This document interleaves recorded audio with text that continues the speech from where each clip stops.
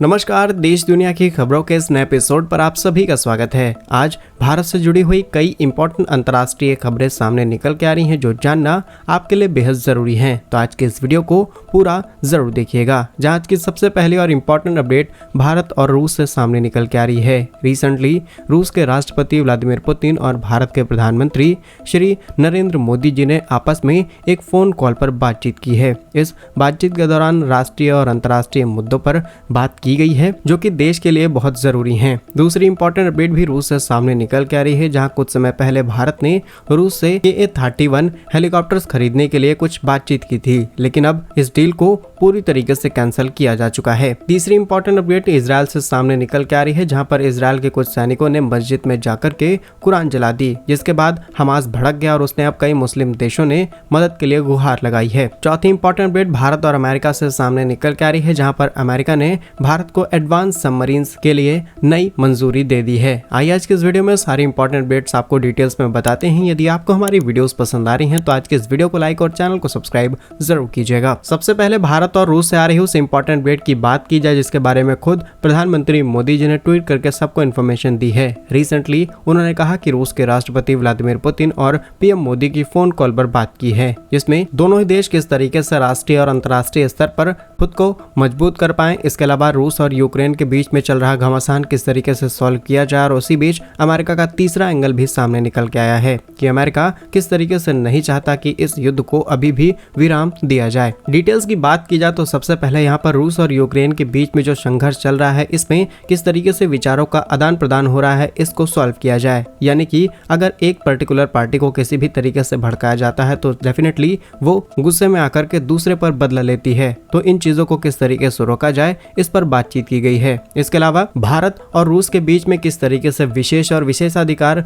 रणनीतिक साझेदारी को मजबूत किया जाए, इस पर बातचीत की गई है। दोनों ही देश किस तरीके से रक्षा, ऊर्जा, आर्थिक सहयोग पर आगे बढ़ सकते हैं, इस पर बात की गई है। और जैसा कि आप लोग जानते होंगे कि PM मोदी कुछ दिनों पहले ही यूक्रेन की यात्रा करके भारत वापस लौटे हैं। उससे कुछ समय पहले PM मोदी जुलाई के महीने में रूस यात्रा करने भी जाते हैं, और अब एक नई कूटनीति तैयार की जा रही है जिसके तहत रूस और यूक्रेन के बीच में जो चल रहा संघर्ष है इसे कम किया जाए। लेकिन अमेरिका शायद ऐसा नहीं होने देना चाहता। वैसे तो भारत की कूटनीति यही कहती है कि भारत इस समय इन दोनों ही देशों के बीच में माध्यम बनकर के उभरा है जिससे शांति आगे बढ़ाई जा सकती है। लेकिन अमेरिका आज भी यूक्रेन को बड़े पैमाने पर हथियार देना शुरू कर चुका है। सिर्फ इतना ही नहीं बल्कि कई प्रकार की आर्थिक मदद भी भेजी जा रही है, जिसके चलते कई एक्सपर्ट्स ने इस बात का खुलासा किया है कि अमेरिका तो नहीं चाहता कि इस युद्ध को विराम दिया जाए। और इसका बड़ा एग्जाम्पल रिसेंटली हम सब ने देखा है। अगर अमेरिका चाहता कि ये युद्ध रुक जाए तो यूक्रेन को ये रोक देते, क्योंकि यूक्रेन ने रूस के अंदर घुस करके करीब 1100 किलोमीटर के एरिया पर कब्जा किया। इसके अलावा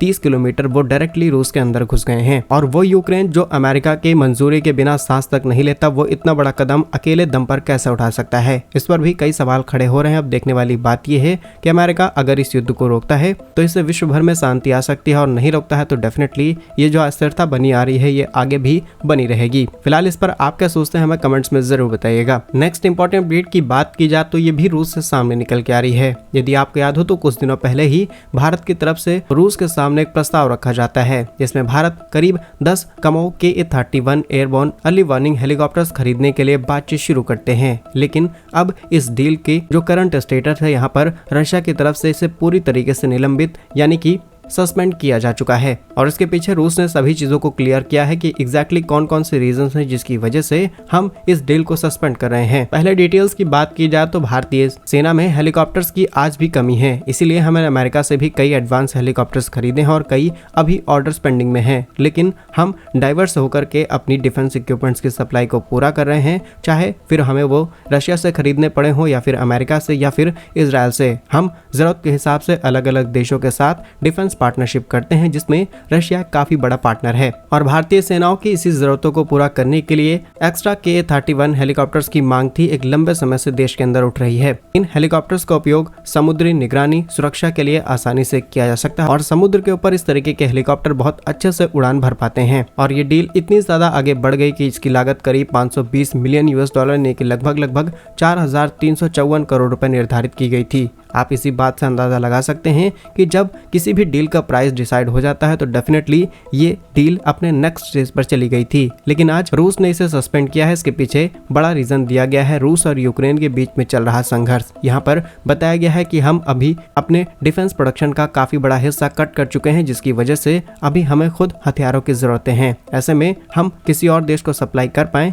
ये शायद रूस के लिए इस समय पॉसिबल नहीं हो पा रहा। इसके अलावा कुछ विकल्प भी भारत के सामने रखे गए हैं और भारत भी अगर इसमें इंटरेस्ट के साथ आगे बढ़ता है तो डेफिनेटली हमें इससे फायदा होगा। असल में HAL यानी कि हिंदुस्तान एरोनॉटिक्स लिमिटेड, जो कि भारत की लार्जेस्ट डिफेंस PSU है, इनके साथ अगर टेक्नोलॉजी शेयर कर ली जाती है और इसका प्रोडक्शन भारत के अंदर शुरू किया जाता है तो डेफिनेटली इससे भारत को फायदा होगा, डोमेस्टिक प्रोडक्शन बढ़ेगा और ये एडवांस हेलीकॉप्टर भी भारत बनाने में माहिर हो जाएगा। फिलहाल ये सजेशंस अभी यूनिडायरेक्शन से आने शुरू हुए हैं। डेफिनेटली ये अगर दोनों ही तरफ से इस तरीके की बातचीत शुरू होगी तो भारत के आत्मनिर्भर भारत में डिफेंस प्रोडक्शन की कैटेगरी है, इसमें प्रोडक्शन में हमें कई बड़े डेवलपमेंट्स देखने को मिलेंगी। बाकी आप इस विषय पर क्या सोचते हैं कि रूस को वही टेक्नोलॉजी भारत को देनी चाहिए ताकि हम ये हेलीकॉप्टर्स डोमेस्टिक प्रोड्यूस कर पाए? कमेंट्स में अपनी राय जरूर बताइएगा। नेक्स्ट इंपॉर्टेंट अपडेट की बात की जाए तो ये मिडिल ईस्ट से सामने निकल के आ रही है। इजराइल और हमास के बीच जो कॉन्फ्लिक्ट एक लंबे समय से चल रहा है ये रुकने का नाम नहीं ले रहा, लेकिन अब इसमें एक नया एंगल देखने को मिला है।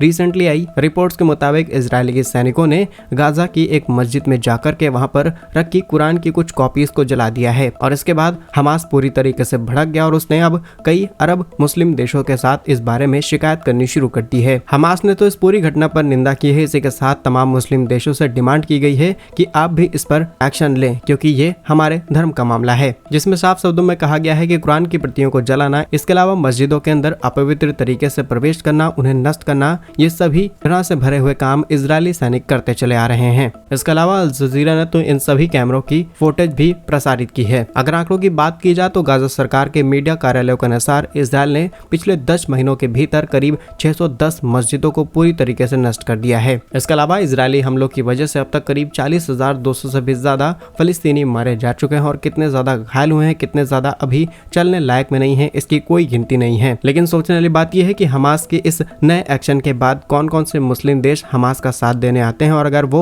हमास का साथ देते हैं तो डेफिनेटली ये कहीं ना कहीं इजरायल से दूर जाते हुए भी नजर आएंगे। बाकी आप इस विषय पर क्या सोचते हैं कमेंट्स में जरूर बताइएगा। नेक्स्ट इंपॉर्टेंट अपडेट की बात की जाए तो ये भारत और अमेरिका से सामने निकल के आ रही है। असल में अमेरिका ने एक ऐसा डिफेंस इक्विपमेंट्स जिसके अंतर्राष्ट्रीय एक्सपोर्ट और सेल्स पर पूरी तरीके से रोक लगा रखी थी। अमेरिका अभी तक ये टेक्नोलॉजी किसी भी देश को नहीं दे रहा था, लेकिन फाइनली भारत के लिए रास्ते खोले जा चुके हैं। रिसेंटली रिपोर्ट्स के मुताबिक अब भारत की समुद्र में ताकत और ज्यादा बढ़ने वाली है, क्योंकि अब अमेरिका अपनी एंटी सबमरीन सोनोवाइज और इससे रिलेटेड जितने भी डिफेंस इक्विपमेंट्स है इनकी विदेश बिक्री को मंजूरी दे चुका है और इस बिक्री की मंजूरी खुद अमेरिकी विदेश मंत्री एंटी ब्लिंकन की तरफ से दी गई है। फिलहाल इस सेल्स के अंदर पहला नाम तो भारत का सामने निकल गया है, जिसमें इसकी जो सेल्स कॉस्ट है करीब 52.8 मिलियन US डॉलर की है। देखिए डील भारत के लिए बहुत ज्यादा इंपॉर्टेंट हो जाती है, क्योंकि लगातार हमारे पड़ोस में चाहे चीन हो या फिर पाकिस्तान, इनके हाथ में एडवांस सबमरीन्स आ रही हैं। ऐसे में इन सबमरीन्स को काउंटर करने के लिए भी एडवांस टेक्नोलॉजी होनी चाहिए, जो फिलहाल भारत के पास नहीं थी। लेकिन अब अमेरिका की मदद से भारत को ये टेक्नोलॉजी मिल रही है, जिससे न सिर्फ हम हिंद महासागर बल्कि इंडो पैसिफिक के अंदर भी खुद को और ज्यादा मजबूत कर पाएंगे। बाकी आगे चल के अमेरिका और कौन कौन से देशों को हथियार बेचेगा इसके बारे में तो कुछ भी खुलासा नहीं किया गया है, लेकिन जल्द ही अमेरिका इसके प्रोडक्शन को और ज्यादा बढ़ाने वाला है। फिलहाल अमेरिका के इस फैसले पर और आज की इन सभी खबरों पर आप क्या सोचते हैं कमेंट्स में जरूर बताइएगा। यदि आपको हमारी वीडियोस पसंद आ रही हैं तो आज के इस वीडियो को लाइक और चैनल को सब्सक्राइब जरूर कीजिए। वंदे मातरम, भारत माता की जय।